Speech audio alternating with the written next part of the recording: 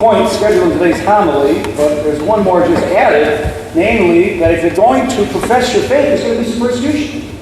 We're so afraid to talk about our faith. Jesus told us, he forewarned us, this is a prophecy. It's going to come true. If you're serious about your faith, you talk about your faith, you're going to stir some trouble up. State of Illinois, I don't know what's going on in the state of Illinois.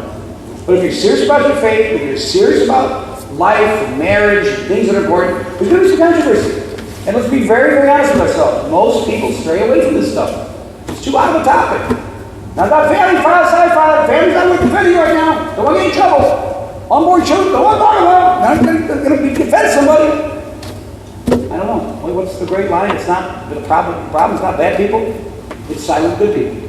People are going to stand up. But this just is reaffirmed in my mind by what the Lord just told us. The 3 points of today's homily are the lights out, 2 deaths, and wisdom. But first, we had our information meeting for Haiti. We're going back to Haiti in March and May. We have our dates. We had a very good number of people show up. There's a few slots still open. I want to ask those who've been to Haiti or a member of your family who's been to Haiti. Just raise your hand. There's a lot of you in church today. Raise them high. Come on. Look how many hands are up. So look at the number of hands considering this church. Put your hands down. Thank you. And it was a blast. And it was very informative and very spiritual. There's a man in church, I won't tell you his name, but he was on one of the first trips.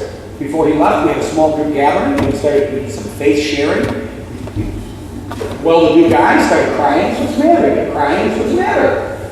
I can't believe I lived my life like this so long without an eye for the poor or an ear to their cries. And it can be a profoundly transforming experience. So I'm inviting you to consider this. Call the office for more details. Use a few more people, a few slots open. Okay, lights out. Yesterday, the 4:30 Mass at the consecration, the lights went out. So good people decided to get candles to help the extraordinary ministers and the priests. Unfortunately, and don't laugh, somebody fell in the pool in the back. They're okay. Wouldn't it be embarrassing? Now, what if you don't go to church too often? You came to church yesterday, and on the way, when you got home, your wife or husband said, "Where were you?" "I was in church." Come on, don't fit me. So, lights out. 2 deaths. I said something entirely to regret last evening watching the Stanford USC game. USC beat that, a big upset. I said, Monsignor went to bed in the 3rd quarter. I said, "Don't worry, if the phone rings, I got it." So, 2 o'clock in the morning, the phone rings. And I made my way, tremendous response time with my dad, over to Dottie Road, and this fella, he already passed. He's a Mexican fellow. But the crowd, there must have been 15 people in this room, crying and sobbing and mourning. But the faith was evident. I speak enough Spanish, not very well, but enough.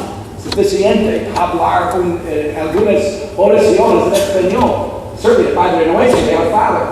It was very touching to me how faith, the young 60s and 60s, heart attack. It was amazing to me how the family all pulled together. And earlier yesterday, I was in a small group. The Light of the World retreat is going on right now. Kids, pray for them. And if you have not made a Light of the World retreat, what's up with that? It's one of the best ways to get closer to Christ is next to Mass with parish offers. So there's 60 people in the Light of the World retreat right now going on. 60 people. And in a small group of the evangelizers, we were discussing that very same topic, how someone lost a loved one, but because of the gift of faith and the belief in the resurrection, they were able to let go. So the person says in closing, what would it be like to lose someone you loved without faith? And one of the people in the room had a story about a relative of theirs who didn't have the faith. And this is so true. They wound up on a psychiatrist's couch with unbelievable anger towards God and resentments. And it was really sad. Yesterday I saw the faith. It's hard to lose. Of course it is. If you were unaffected by it, that wouldn't be normal. It's unnatural. But to believe in the resurrection, to believe in the life after death.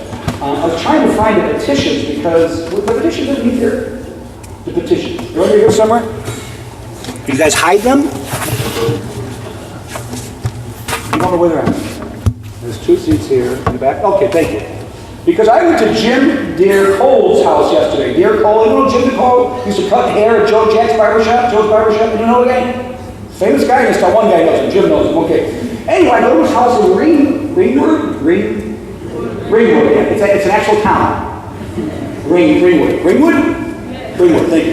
Anyway, I go to his house, and this is about right before noon yesterday, and he's dying of some illness, he's on hospice, and I walk into his house, and his family greets me with such joy and happiness, and he's dying on a bed. He lived a full life, he's a very popular man, and we did the Sacred Heart Litany. I anointed him, I gave him the Apostolic Pardon, and it was just such joy. I can't tell you how hospitable the family was towards me. In a moment of crisis, now this is possible. You could have been at, like, I don't know, Handy Andy, or I don't know where you go, Marshall's or Kohl's, fighting over a price tag, or angry that someone got in front of you at a McDonald's drive-thru, and they're dealing with their father on his deathbed. And they had enough, Father, we get you something. They're so kind, so gentle, and their prayers were genuine. And one of the brothers said, I'm not letting you leave, but I'm hugging you. I said, okay, I don't know what you're doing. Father's deathbed, I got to consent to that, right? You come back from war, I'll hug you. Or get K. Whiskey Olympics or something like that. So, but anyways, I just wanted to mention this to you, because right before Mass, this was I left around 12 o'clock, noon. Right before Mass, the son came over to me and said, 2 hours after you left, my father passed. In a very peaceful and holy and happy way. And I got there in time. Now, Ralph is the deacon last Mass. Ralph, because he's the only guy who's really, really old. He tells me he's 87, and it's wonderful. Still a deacon, still operating, still functions, still serving the Lord. Not coming up with excuses in this Mass. He shows up. Anyway, I just picked up with him there. Anyway, it was easy, the softball. So you walk off Homer. Anyway, Ralph said he had given the owner of the barbershop who took over after him, Julio Grady, a card to give him. And Ralph said, I can't believe it. He says, God had another message to give you. He says, he sent you. He said, wow, what are we thinking about? And to come in that close before he died. It was awesome. My friends, I need you to, when I walk away from this pulpit, we're going to pray that we believe in the resurrection. We got to amp that belief up. We got to know that this heaven of ours, of God's, exists. That eternity awaits those who cooperate. It's got to be a major foundation in our understanding of the faith, not a peripheral one. The Pope gets all his attention these days. Why? He's calling attention to the marginalized, to the poor, to those who are invisible. And people are saying, he's saying all this stuff differently. No, he's not.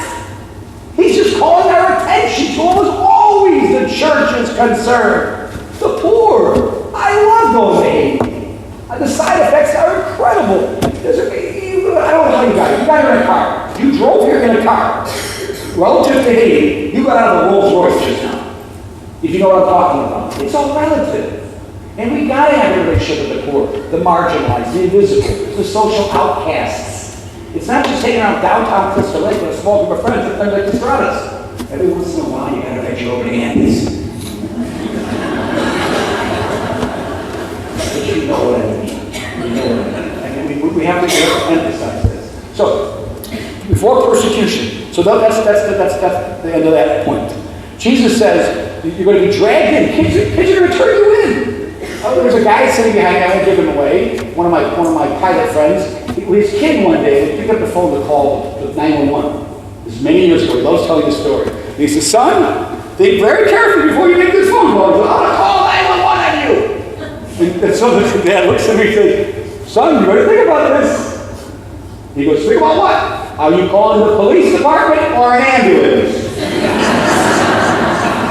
But kids are turning on parents. Parents, again, growing up in my household, my mother's here to testify to this. Remember, we got in trouble for a look. We didn't need to say something. We didn't do something. Get that look off your face. The discipline, and I don't want to be critical. I don't have children. I know it's the hardest job in the world. But the things I hear, and some of the things I see, I tell the kids from the grammar school, if I'm driving down the street, in summer, my windows are open, and I hear you talking back to your mother, I'm going to stop the car, I'm going to go inside, and you're going to be in trouble. But it's happening. Husbands are turning on wives. There's such disunity nationally, at the state level. I don't want to mention his name. The Bishop of Springfield, I'll mention his name, Procky, told one of the legislators who got the gay marriage bill through how dare you quote the Pope in saying, I'm not here to judge? You're Catholic. You can't do these things. So there's all kinds of disunity. And we got to decide. You decided by being here today. You decided by where you're sitting today whose side you're on.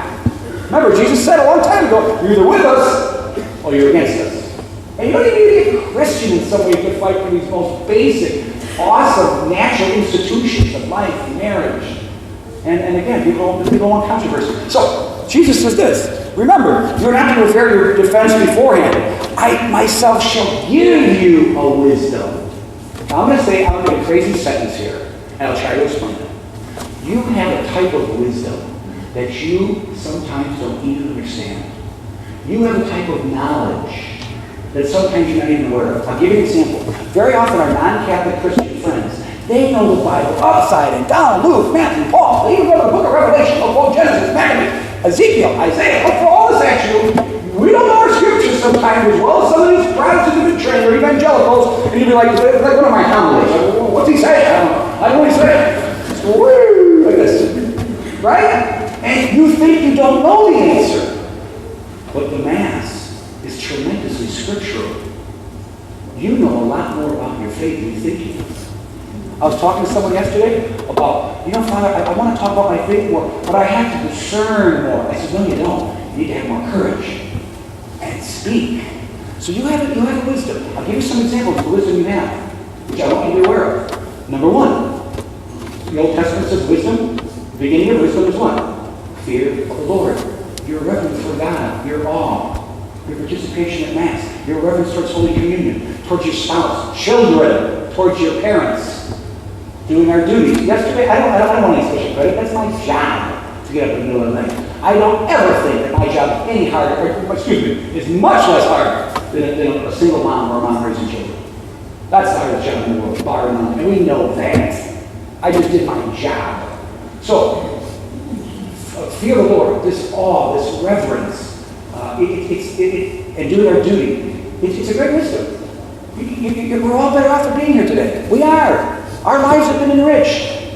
Faith is one of the deepest sources of how I identify myself. Who are you? I'm a child of God. Before I get into sexual preferences or appetites, we are first and foremost, foundationally, children of God, loving sons and daughters of a heavenly Father, destined by God's grace if we cooperate to a heavenly homeland, purposeful. And that all comes from faith. Again, what do you do without faith? I don't know. Can't imagine it. Number two, what happened yesterday with the man who died in his 60s? A great source of wisdom is knowing the shortness of time. You gotta know, it's important to know this. Look, certainly because of the way I drive, I'm very conscious. Life can end any time. It can't. Yesterday, in one of the houses, because it was raining, I don't like to drive. I just don't like to drive. Now, there's conditions to this. Stay off the roads. There's big winds, big rains, I don't know what's going on. So know the shortness of time. Know that this time that we have together is important. Try not to leave Mass early. Try. Get some breakfast. Hang out. Somebody remember what's insanity. Do the same thing over and over again looking for a different result. You get in your car, and there's 16 people in front of you, and you're angry. For the 700th Sunday in a row, you haven't figured out that there's going to be a bunch of traffic once you got a mess. And where does charity end? At the church door. It stops. Hi, Bill. Hi, Susan. No, time is short.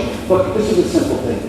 Recalibrate your expectations. I'm going to get to Mass. We were joking. I should never joking right before Mass. We're like, there's more people at 7:30. Why is that? Well, for some people, it's the 9:10 Mass. Right? And the 4:30 to 4:35 Mass. Just go 10 minutes early in your mind, set it up, and put 10 more minutes to the back of it. Bookend the commitment you're going to give to God. Then you won't be frustrated. You won't be frazzled. You'll work out a lot better. The time is short. And I have a close friend who had a heart like this, in his late 60s, and he keeps eating. He won't stop eating. It's like death by eating. And it's sad. We may have known somebody done this. That they've done this.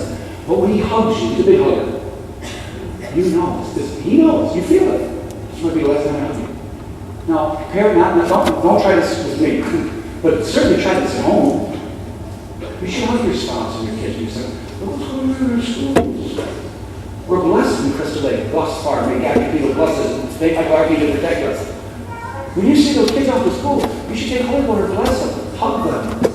And tell your children, kiss your mother. Husbands, tell your children, kiss your mother.